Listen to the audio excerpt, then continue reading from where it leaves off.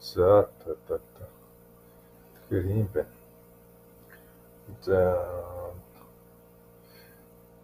энэ одоо хөдөлгөөн татсан хөдөлгөөний хэмжээс цэцэн цэгийг хараад тэгэхээр миний энэ яг энэ шугам харагдаж байгаа энэ тасархай зураас харагдаж байгаа хэсгээс би хэмжилт хийгээд үзэж байгаа байхгүй.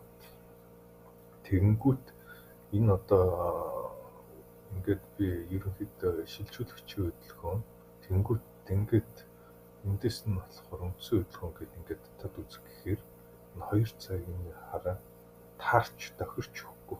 Энэ 15 минут. Тэгэнгүүт 30 минутын дээр тавиад үзье. Тэгэнгүүт энэ баг эндээс ихэр ямар ч шал асуудалтай хөдөлгөөний нэг дээр ирсэн жишээний бас нэг тод илэрх.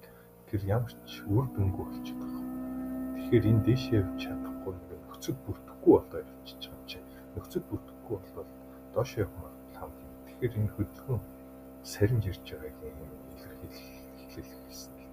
Тэгээд би эндээс SMC-гээр болоод эндээс яг нөгөө халимнууд орж ирж байгаа гэдгийг бод. Тэгээд эндээс нь би ерөнхийдөө сэлцэх ялгаач. Тэгээд нэг 2 ингээд рейнжсэн хөдөлгөөн ингээд ерөнхийдөө хөдөлгөөн хийгээ явуулчихлаа л да.